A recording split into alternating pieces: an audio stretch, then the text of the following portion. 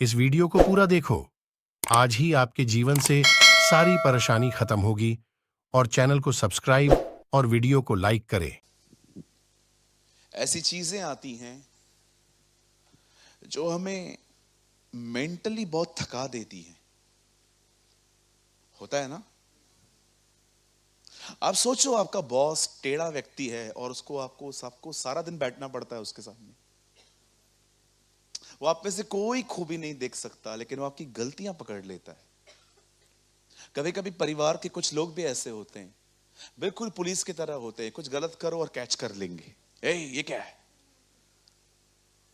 कभी कभी हम अपने लाइफ में ना कुछ ऐसी चीजों से गुजरते हैं जहां पर हम एक्चुअली अंदर ही अंदर एक सवाल पूछते हैं प्रभु से, कब? आखिर कब? आखिर कब सब ठीक होगा प्रभु? है ना?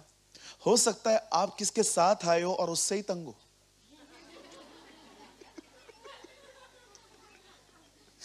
है ना? मैं कभी कभी प्रचार करता हूं और कभी कभी परिवार के दो लोग आते हैं ना, बैठे बैठे, क्या हुआ भैया? उससे ही तंग हो जिसके साथ आए हैं आप। कहिए थकान। हाँ, आप जानते हो एक थकान है लोगों में, एक टायर्डनेस है। कैसे निकलती है ये?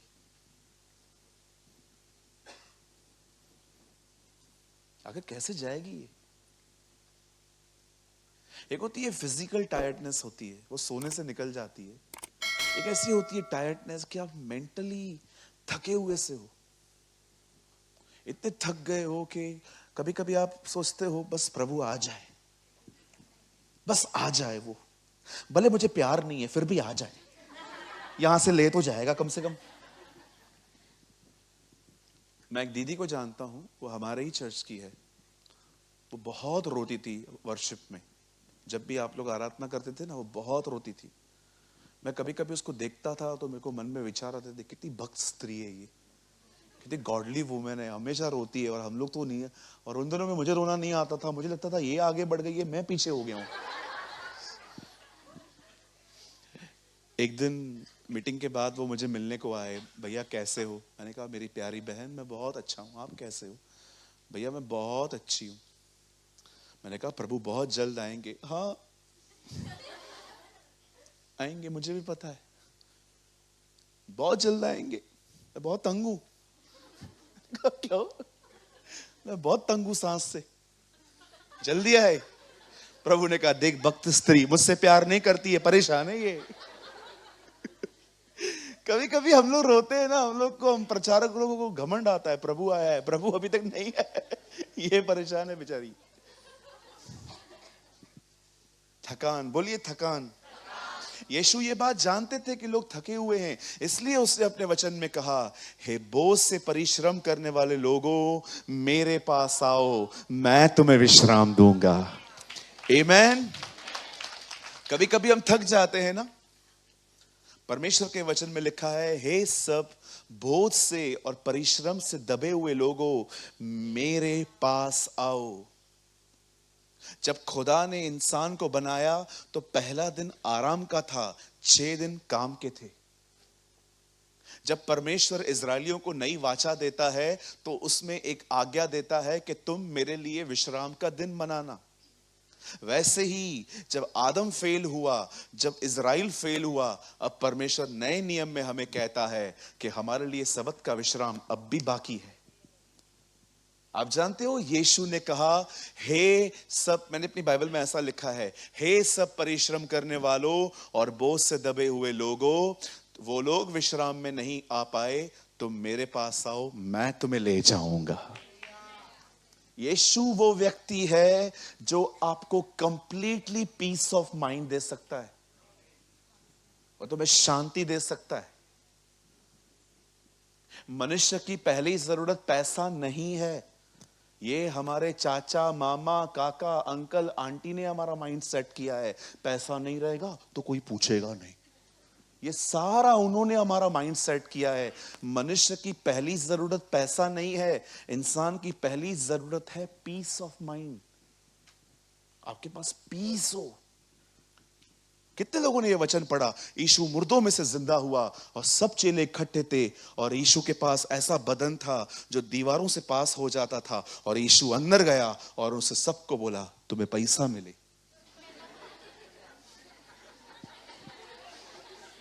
कम ऑन, पढ़ा आपने? कितनी बहनें यहां पर मुझे बताइए, आपने पढ़ा कि यीशु जिंदा हुआ, अंदर गया और पहला शब्द कहा तेरी सांस सुधरे? नो, उसने पहला शब्द कहा शलोम, तुम्हें शांति मिले। आमीन। क्या कहा उसने तूफान को? शांत हो जा। जो उसके अंदर था वो बाहर आया, सब शांत हो गया। इंसान की पहली जरूरत शांति है। इसीलिए पौल को देखो, क्या वो अपने लेटर में ऐसा लिखता है, परमेश्वर पिता की ओर से मैं प्रेरित पौलुस, परमेश्वर का क्या बोलता है? परमेश्वर का प्रेम, उसका अनुग्रह, उसकी शांति तुम्हें मिलती रहे। वो पहली चीज कहता है पीस बी विथ यू। जब जीसस पैदा भी नहीं हुआ था तब स्वर्गदूत गीत गा रहे हैं, मनुष्यों में जिनसे तू प्रसन्न है उन्हें शांति मिले। कहिए अपने पास वाले को, आपको शांति मिले। चलो अपने बाजू वाले को कहो शलोम। ये यीशु शांति का राजकुमार है। लेकिन भैया आपने बताया नहीं थकान निकलती कैसे? यस, यही आज का प्रचार है। आज परमेश्वर आपके अंदर से थकान को खींच के निकालेगा। आमीन। तो कितने लोग अपनी थकान देंगे प्रभु को? वो लेने आएगा, है ना? मिस मत करो आज। ओके, ब्रदर दिनेश ने आपको पहले ही बोला, जो सोए हैं जय मसीह की। तो 4-5 लोगों ने, मैंने सुना, मैं उधर बैठा था, 4-5 लोगों ने कहा जय मसीह की, तो सब उठ जाओ। हालेलुया। जो आंखें खोल के सोते हैं, जो बंद करके सोते हैं, दोनों उठो अभी। अपनी थकान को खुदावंत को दो आज। आमीन। आप सब तैयार हैं? जो लोग तैयार हैं जोर से कहेंगे हालेलुया। मुझे लग रहा है मैं पंजाब में हूं। पंजाब के लोग इतना ब्यूटीफुल हालेलुया बोलते हैं, इतना जोर से हालेलुया बोलते हैं, उनकी मीटिंग में कोई सो ही नहीं सकता। वो मस्त 5-5 मिनट में हालेलुया। मैं, अगर आप लोग बैठे रहो ना,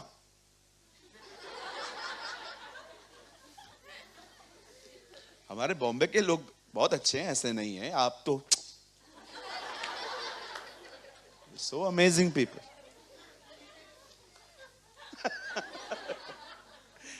आइए मेरे साथ खोलिए यूहन्ना का 5 अध्याय। Open with me the gospel of John chapter 5।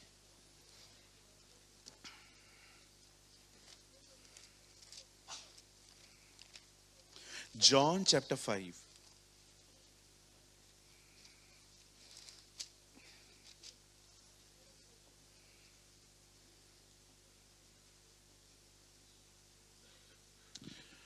Brother आप कोट करिए, आप लगाइए चैप्टर 5 का। सब अपना अपना बाइबल खोलिए, लेकिन अगर आप नहीं ला पाए हैं तो वहाँ प्रोजेक्टर है, आप वहाँ पढ़ सकते हैं।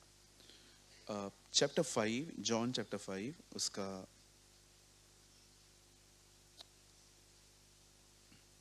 5 और 6 पढ़ेंगे हम। मैं पहले 5 फिर 6।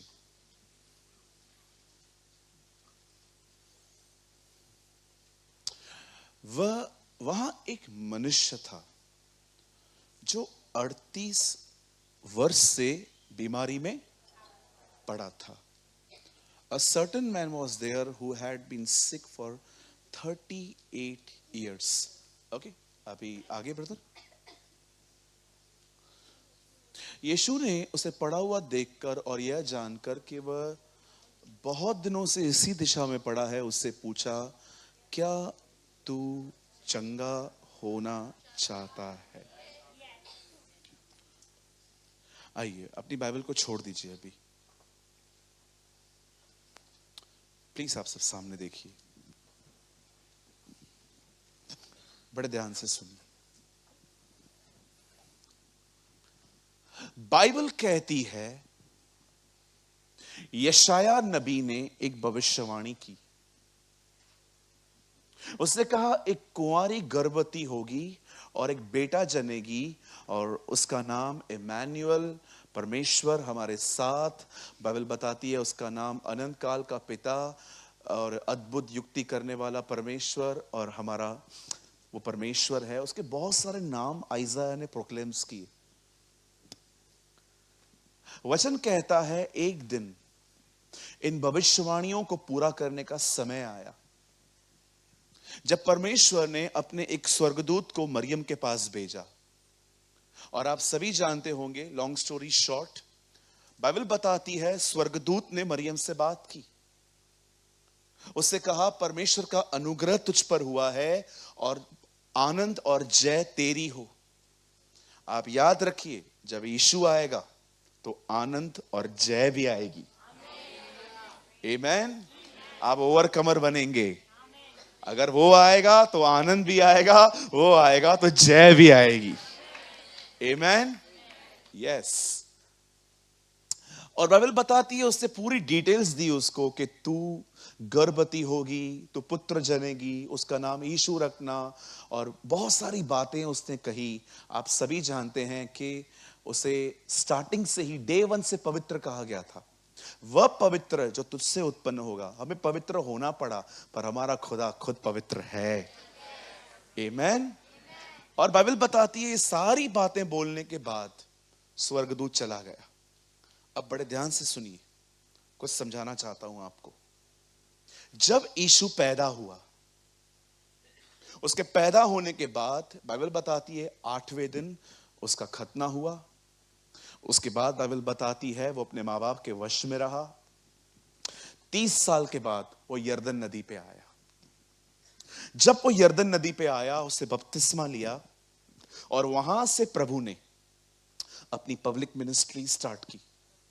उसने बीमारों को चंगा किया, बहुत सारी बातें। नए नियम में 37 मिरेकल्स, 37 चमत्कार जो हैं वो रिकॉर्डेड हैं।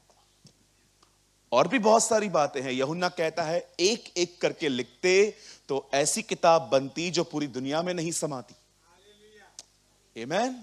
सोचो, इतना कुछ किया उसने, लेकिन कभी आपने सोचा है इतना कुछ प्रभु ने किया, लेकिन बाइबल सब कुछ मेंशन नहीं करती। आइए एक्टिव होके बैठिए, कम ऑन। बाइबल सब कुछ आपको मेंशन नहीं करती। बाइबल बताती है अगर हम एक एक बात करके लिखते तो किताब पूरी दुनिया में नहीं समाती। लेकिन पवित्र आत्मा ने सर्टेन कुछ चीजें ली और रिकॉर्ड के तौर पर रखी जो इंसान के लिए जरूरी थी। आपको पता है पुराने नियम के अंदर कितनी सारी लड़ाइयां लड़ी गई। इजराइल फिलिस्तीनियों के साथ लड़ते थे, दाऊद गोलियत के साथ लड़ा, यहोशापात लड़ा। आप बिलीव कर सकते हो हर लड़ाई जिसके बारे में आप पढ़ते हो, it is inspired by the Holi spirit. पवित्र आत्मा ने कहा लोगों को लिखो। हर लड़ाई में कुछ सीखने के लिए है, हर चीज। आपको लगता होगा ये क्या है, जब पवित्र आत्मा आपके लिए खोलेगा ना, आप हैरान हो जाओगे कि परमेश्वर ने हर चीज इसलिए लिखी है ताकि हम उसमें से कुछ सीखें। एक दिन मैं 5000 लोगों के लिए पढ़ रहा था जिन्हें प्रभु ने खाना खिलाया, और वहां पर लिखा है कि बचे हुए टुकड़े। आपको पता है लोगों ने क्या किया था? खाना खा के थोड़े थोड़े टुकड़े है ना से फेंक दिए थे। अब जैसे यीशु मसीह ने देखा कि इतना वेस्टेज जमा हो गया है, चेलों को बोलता है यहां आओ, सारा वेस्टेज इकट्ठा करो ताकि कुछ भी फेंका ना जाए। मैं सोच रहा था पवित्र आत्मा ने यह क्यों लिखा है? कचरे के बारे में लिखा है, मतलब खाके जो वेस्ट हो गया। यीशु बोलता है बचे हुए टुकड़े उठा लो। आपको पता है जो 12 टोकरियां भर गई थी ना, वो वही खाना था। मैं एक दिन ये पढ़ रहा था, पवित्र आत्मा ने कहा सोच तो कितनी चिंता करता है। हाँ चिंता तो करता हूं, जरा सोच बचे हुए टुकड़ों पर उसका इतना ध्यान है, तुझ पर कितना होगा। वाह लॉर्ड, आप सोचो जो परमेश्वर उस चीज को भी जो वेस्ट कर दी गई है उसको भी इतना ध्यान से देख रहा है, जरा सोचो वो आप पे कितना ध्यान देता होगा। Hallelujah. Everything is inspired by the Holi spirit. जो कुछ भी आप पढ़ते हो कुछ भी वेस्ट नहीं है। यीशु ने कहा एक मात्रा, बिंदु, फुल स्टॉप, कुछ भी बगैर पूरा किए हुए नहीं टलेगा। मैं आप में से हर एक को कहना चाहता हूं, अगर आपको लगता है कि परमेश्वर ने मुझे ओवरलुक कर दिया है, परमेश्वर मुझे देख नहीं रहे हैं, मेरे भाई, मेरी बहन, आपके बाल भी गिने हुए हैं। Don't feel you are orphan. अनाथों की तरह जिंदगी जीने की कोई जरूरत नहीं है। हमारा एक बाप है, हम अनाथ नहीं हैं। और ये मत समझिएगा कि अगर वो कुछ नहीं कर रहा है तो वो उधर है ही नहीं। कभी कभी वो बोट में सोता है ताकि आप खुद भी कुछ सीखें। कुछ लोगों को लगता है परमेश्वर है तो मेरी सुद्धि क्यों नहीं लेता, मुझे विजिट क्यों नहीं करता। मुझे एक बात बताइए, यीशु बोट में सोया था ना, कुछ कर रहा था, पर था तो सही।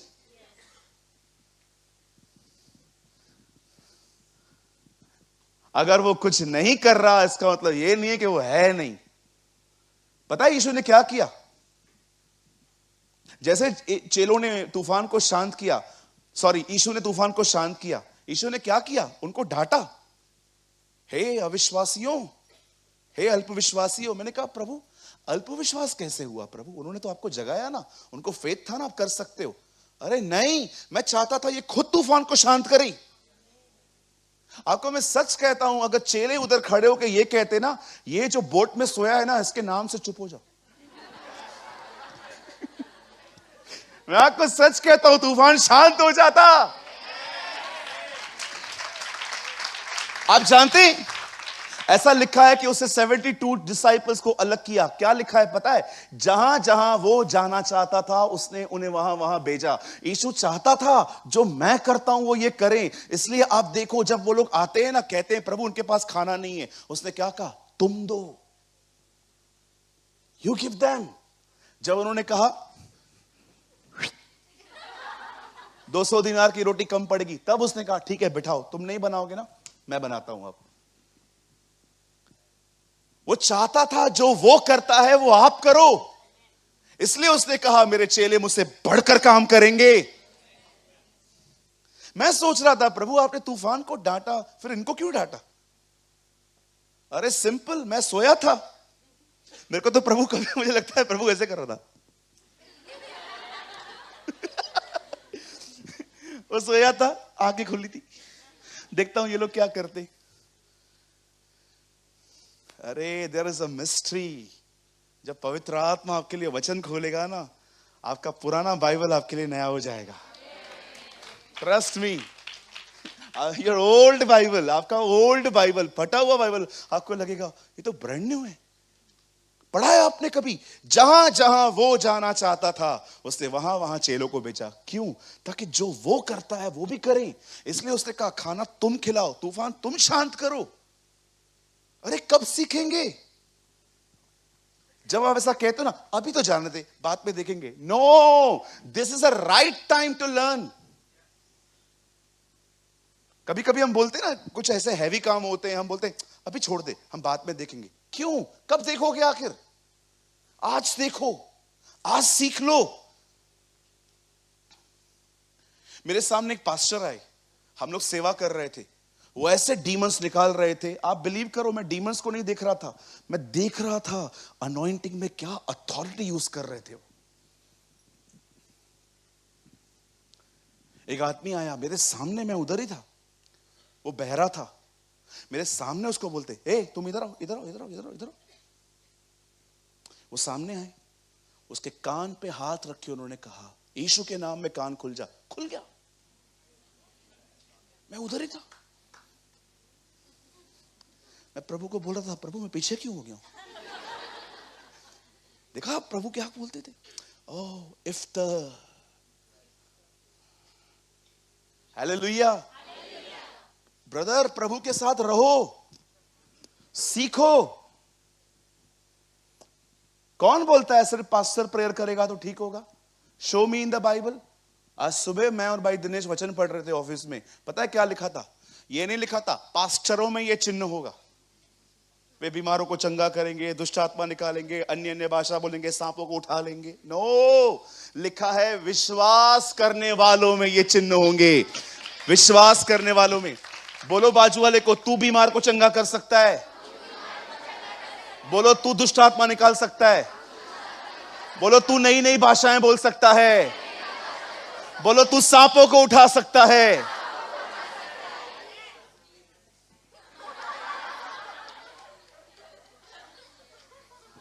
Yes you.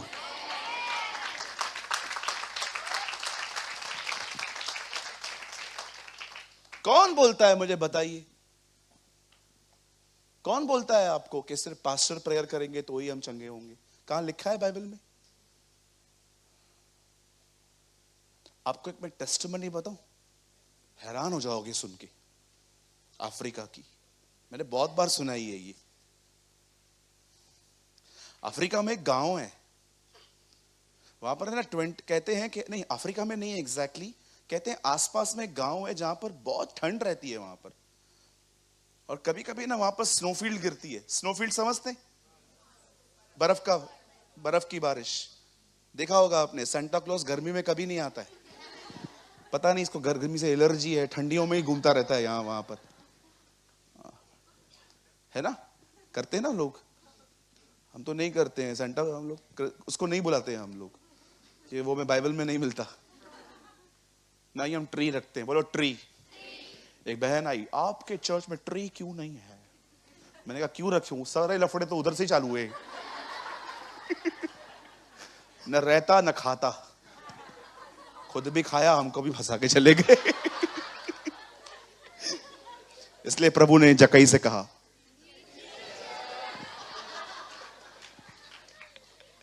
नीचे उतर। कहां चढ़ा है लफड़े की जगह पे, नीचे उतर। और यीशु ने पेड़ से कहा, सूख जा। डोंट वरी, जो लगाते हैं लगाओ, हमें कुछ प्रॉब्लम नहीं है। हमें एडवाइस मत दो लगाने की प्लीज। आपको लगानी है अब लगाओ, चढ़ जाओ, बैठो, खाना खाओ, उधर नेस्ट बना के रहो, हमें कोई दिक्कत नहीं है। कृपया हमें बगैर मांगे सलाह न दो। है ना, कुछ लोग आते हैं ना चौधरी बनने के लिए। ये ऐसा क्यों है, ये ऐसा क्यों है, ये ऐसा क्यों है? पता है, मैं तो उनको देखता ही रहता हूं। कभी आपको कोई बहुत सलाहें दे ना, घूर घूर के देखो, उनको बोलो ये सलाहें आपके जीवन में काम आई है? शाऊल क्या बोलता है दाऊद को पता है? ये पहन, वो पहन, ये पहन, वो पहन। आप क्यों नहीं पहन के जाते? नहीं, मैं नहीं पहनेगा यार। इसके पहले कि आप दूसरे को सलाह दो, जरा देखो वो सलाह आपके जीवन में काम करती है क्या? हालेलुया। एक गांव में बहुत ठंड थी। ये रियल टेस्टिमनी है, मेरे पास की डॉक्यूमेंट्री है, आर्टिकल है मेरे पास। पता है उसमें क्या हुआ? उस गांव में एक बहन प्रेग्नेंट थी, और वहां पर एक ऐसा बताया जाता है कि जब बच्चा पैदा होता है ना, उसको उसी समय निकाल के थोड़ी सी हीट देते हैं वो लोग। गर्म पानी की थैलियां आती है ना, वॉशरूम में पड़ी रहती हैं, उसके ऊपर लिटा देते हैं वो, माइनर सा गर्म पानी करवा के। अब वो बहन प्रेग्नेंट है। जैसे ही उनका डिलीवरी हुआ, जैसे ही बच्चा बाहर आया, डॉक्टर ने नर्स को कहा जल्दी से थैली लेके आओ। वो नर्स भाग भाग के गई थैली लेने के लिए, थैली नहीं थी। स्टाफ ने उनको बताया नहीं कि थैलियां खत्म हो गई हैं। अब बच्चा ठंड में पड़ा हुआ है, और ऐसी ठंड होती है कहते हैं वहां पर कि बकायदा लोग मर जाते हैं। अब उसी गांव में एक चर्च थी, सबने बच्चे को उठाया, भाग गए, और बच्चे को चर्च के सामने रख दिया। सब लोग वहां पर खड़े थे, कोई छोटी सी फेलोशिप चल रही थी वहां पर। तो एक दूसरे को बोलने लग गए कि हमारे पास थैली नहीं है, यहाँ से शहर जाएंगे तो 6-7 घंटे तो लग ही जाते हैं, प्लीज कुछ करो, प्रेयर करो कि बच्चा कुछ हो नहीं। आप जानते हैं वहां पर छोटी सी बच्ची थी, खाली 9 या 10 साल की थी। उसका नाम भी मेंशन है वहां पर, रूथ। बॉयकट बाल थे उसके।